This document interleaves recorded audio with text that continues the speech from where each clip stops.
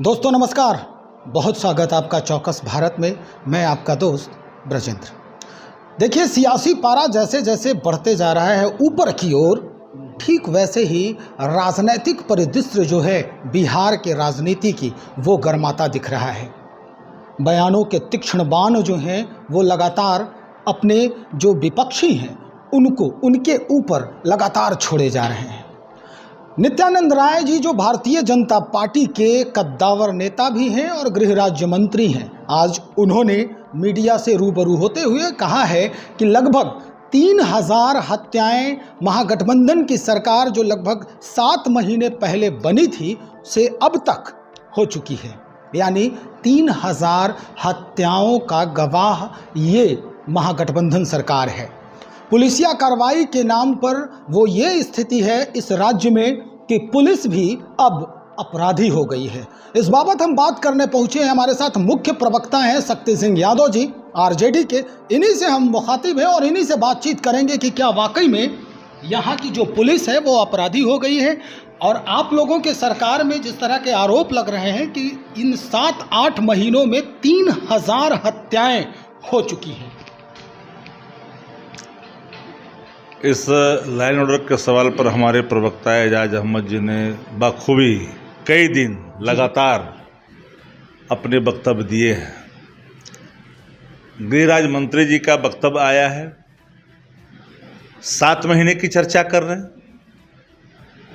और जब हम गठबंधन में आए और गठबंधन से पीछे 1 साल का जो रपट है वो रपट है 8500 का।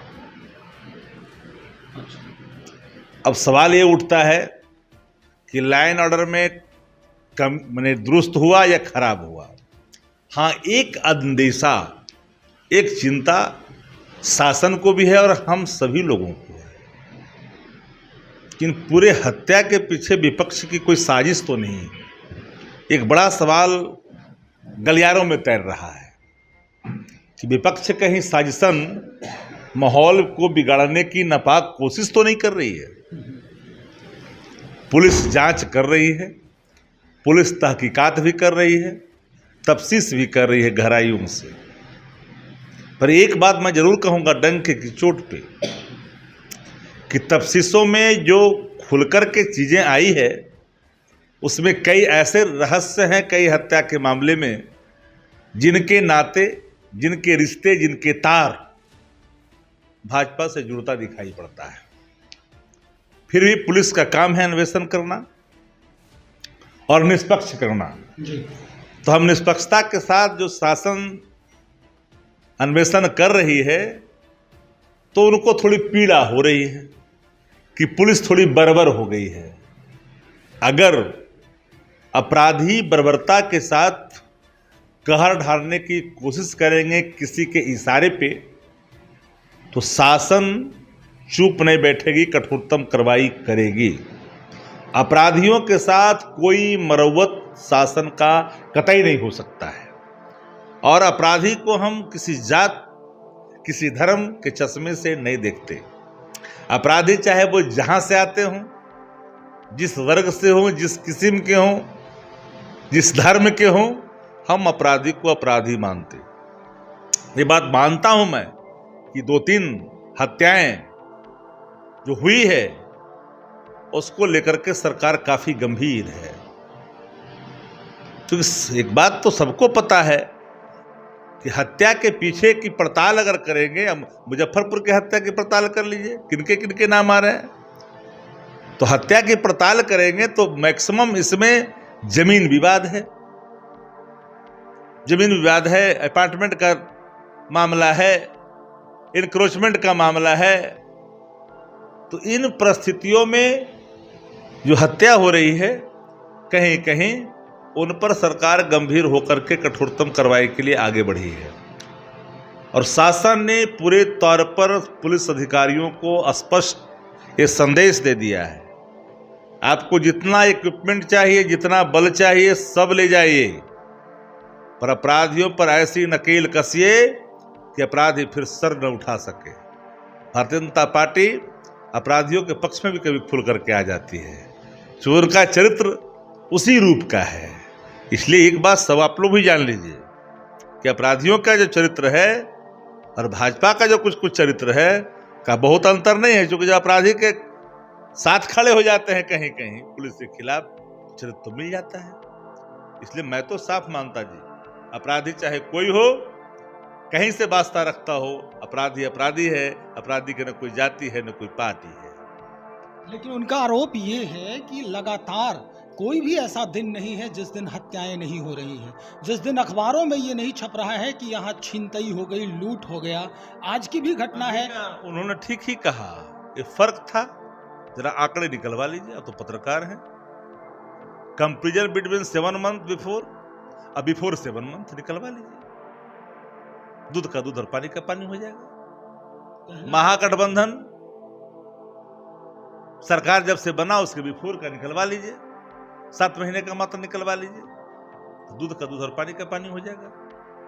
जब मधुबनी में 5 लोगों के नरसंहार हुआ था तो कानून पर सवाल नहीं खड़े हो रहे थे क्या? मंत्री का बेटा नारायण मंडल का बेटा अग्नेस्त्र लहरा रहा था तो इनके केंद्रीय गृह राज्य मंत्री के बयान तो नहीं आए। उप मुख्यमंत्री का भाई गुंडागर्दी बेतिया मोतिहारी में कर रहा था, उसमें तो इनके नहीं आए। सिटी में 2 हत्या हो गई, दानापुर में 3 हत्याएं हुई, सगुना मोड़ पर दिन दहाड़े हत्या हुई, रामकृष्णा नगर में हत्या हुई। ये भूल किसे जाते हैं? ये कैसे भूल जाते हैं? कंकड़बाड़ा राजेंद्र की हत्या को भूल जाते हैं? ठीक है, 1-2 हत्याएं दुखद है, हमारी जिम्मेदारी है कि कानून व्यवस्था पुख्ता हो, एक भी हत्या न हो। लेकिन अगर अपराधी कोई अपराध कर करके निकल जाए और शासन की पकड़ से बाहर हो, कतई संभव नहीं है। बिहार में कानून का राज है। लेकिन कोई अगर मिसाल देता है तो मिसाल का कंपैरिजन करिए ना। जिनके हाथ खून ही खून से संधे हो, रावण सेना का सीधा संरक्षण था मधुबनी मामले में, वो व्यक्ति सवाल पूछ रहा है कानून व्यवस्था पर, और वो व्यक्ति सवाल खड़ा कर रहा है कानून व्यवस्था पर जिनका इतिहासी ट्रैक ही रिकॉर्ड ही उससे जुड़ा हुआ है। आज जिस पद पर आसीन हो, भगवान कहे आगे बढ़े वो, लेकिन जिस पद पे आसीन है उनके अगर बैकग्राउंड को खंगालिएगा तो उनका भी इतिहास लब्बो लबाव वही है जो आज सवाल खड़ा कर रहा है। इसलिए हमारी सरकार, पहले अखबारों में क्या छपते थे, मीडिया का चित्र क्या, मैं कोई सवाल नहीं खड़ा करता कि मीडिया का चित्र पहले क्या होता था, मीडिया का चित्र अब क्या है। दोनों को कंपैरिजन करिएगा तो आप खुद ही अनुभव कर लीजिएगा कि एकीकृत खबर, विकेंद्रीकृत खबर, कहां का खबर कहां रह गया। अब एकीकृत करने की कोशिश का प्रयास है, लेकिन आंकड़े तो झूठ नहीं बोलते, आंकड़े निकलवा लीजिए। आखिर में आपसे एक सवाल और करेंगे। सवाल ये है कि क्या मुख्यमंत्री, चाहे वो एनडीए के सहयोग में हो या एनडीए के सहयोग से सरकार बनाया था उन्होंने, या फिर महागठबंधन की सरकार में हो, कहीं ना कहीं वो दबाव में है। ये बात क्या आप मानते हैं? देखिए, कल भी मुख्यमंत्री वही थे, आज भी मुख्यमंत्री वही है। लेकिन 2005 के बाद सर एक लग्जरियस, एक फर्जी आंकड़े हमने सदन में भी कहा था। मैं सत्ता में हूं लेकिन मैं आपको खुल के कह रहा हूं, सदन में हमारे उस समय के नेता प्रतिपक्ष तेजस्वी जी ने सारे आंकड़े प्रस्तुत कर दिए थे, 90 से लेकर के 5 तक, और 5 से लेकर के 17 तक, और 17 से लेकर के 20 तक, 19 तक। हमने आंकड़े प्रस्तुत करने में कहीं अलग नहीं हटा, हमने कोई कंप्रोमाइज नहीं किया, कोताही नहीं बरती, हमने दर्पण ने दिखाई थी। आज भी कह रहा हूं कि अगर 1 लाख की आबादी पर निकालिएगा तो बिहार सबसे बेहतर राज्यों की गिनती में आएगा। हम 13 करोड़ आबादी वाला राज्य है, आप कंपेरिजन कर रहे हो 5 लाख वाले से जी। डिफरेंस आपको देखनी पड़ेगी। घनी आबादी, सघन आबादी, उर्वरक प्रदेश, क्रांतिकारी प्रदेश। मैं मानता हूं कि हत्या कोई भी है दुखद है, शासन का कर्तव्य है नकेल कसना। हम जिम्मेदारी से नहीं भाग रहे हैं, लेकिन जो आईना दिखा रहे हैं, जिनका ट्रैक ही रिकॉर्ड उसी हिसाब से है, वो कैसे आईना दिखा सकते बताइए?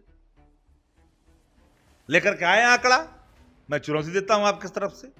और हमारे प्रवक्ता एजाज अहमद जी ने तो कई बार कहा है, सामने आपके बैठे हुए हैं, कई बार इन्होंने कहा है, कई बार आप आंकड़ा लेकर के आइए ना।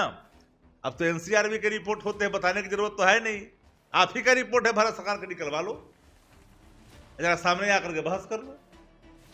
ये सब जो परसेप्शन बनाने की कोशिश हो रहा है, नैरेटिव सेट करने की, कुछ प्राप्त नहीं होना है बिहार में भाजपा को।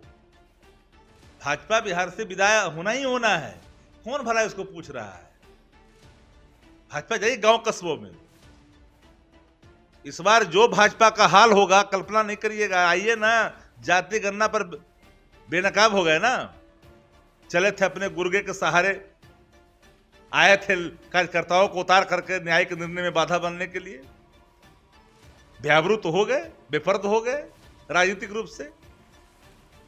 आपकी जितनी भी चीजें खुलकर के आ रही है, तो आप तो बात करो ना भाई, एविडेंस के साथ बात करो। हम तैयार हैं बहस के लिए, लेकिन हां, कुछ हत्याएं, उसमें साजिश की बू आती है, विपक्ष की संलिप्तता की कहीं ना कहीं बू आती है। चलिए, बहुत शुक्रिया जानकारी देने के लिए। तो हमारे साथ प्रबुद्ध प्रवक्ता शक्ति सिंह यादव जी आरजेडी से स्पष्ट ये किया है कि भाई अगर आप आंकड़ों का खेल खेलते हैं और ये 7 महीने और 8 महीने की बात गिनवा रहे हैं, तो फिर आइए, चैलेंज है हमारा, हम दो हाथ करते हैं इन आंकड़ों को लेकर। कई बातों पर इन्होंने स्पष्टता से जवाब दिया है। नित्यानंद राय जी के लिए एक सजेशन भी दिया है कि जिनके अपने ही हाथ कीचड़ में सने हैं, वो दूसरों पर प्रश्न चिन्ह खड़ा नहीं करते।